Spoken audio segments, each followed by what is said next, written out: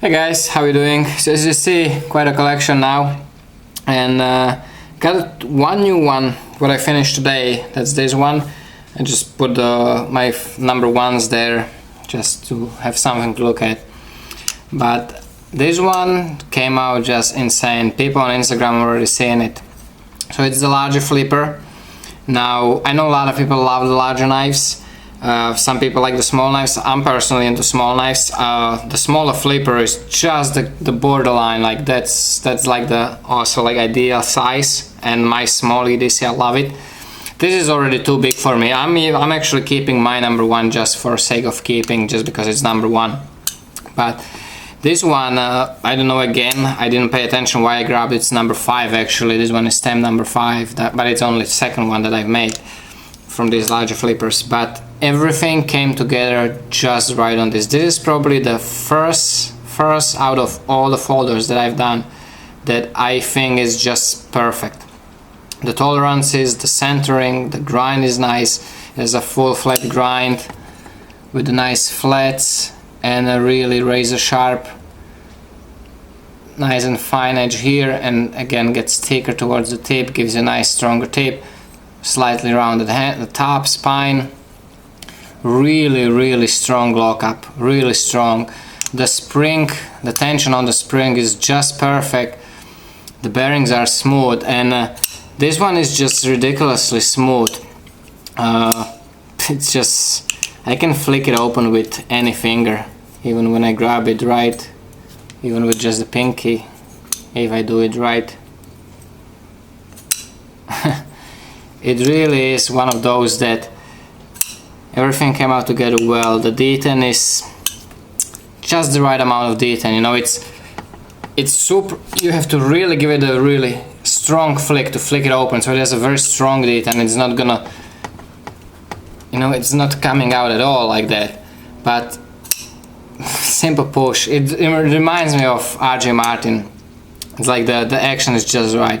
I'm not saying that it's good as RJ Martin, but that action just, it reminds me of it. It's just good, just right, I think, for the flipper.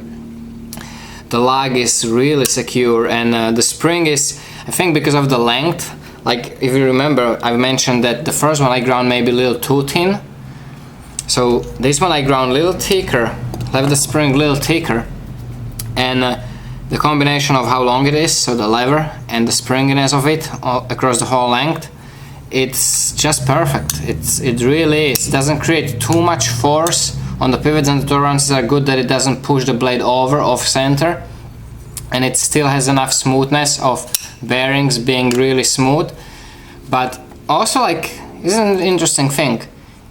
You have to really shake it to shake it down, because the spring is really strong. That's why the lug is so strong. But for the flicking, you know, ceramic detent ball, rolling the bearings in there, the combination of everything just came out just right, I think. I like it. So this one is going to the Gearbastion tonight. Definitely putting it there. Not sure the price. I think it's gonna be a little more than the small frame locks, just because it's a lot larger.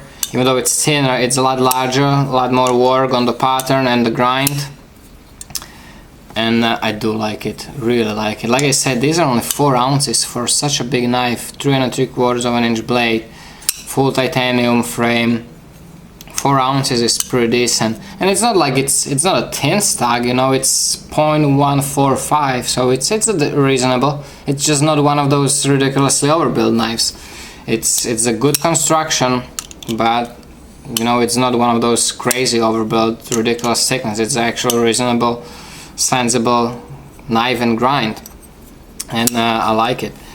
And I also cleaned up that first flipper I've done, like I mentioned yesterday. I cleaned it up, and I'm gonna put that one as well.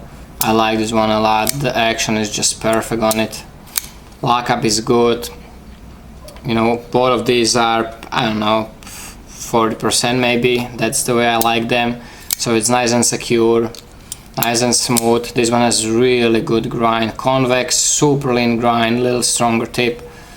I like this one a lot. If I didn't want to keep number one and the actual shape, what it's supposed to be, I would keep this one as well, but it's pointless for me to keep so many of my knives.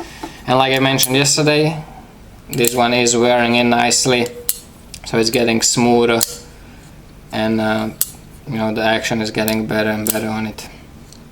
It really is smooth. I think the D10 isn't as good as it could be. That's probably why that it doesn't want to flick so good, but it is super smooth, so that's all that matters really. I like that. So like I said, these two are going to Gearbastion, so if you're interested, go grab them there. I think they're definitely good knives, super razor sharp, great cutting geometry, and I think they're cool knives.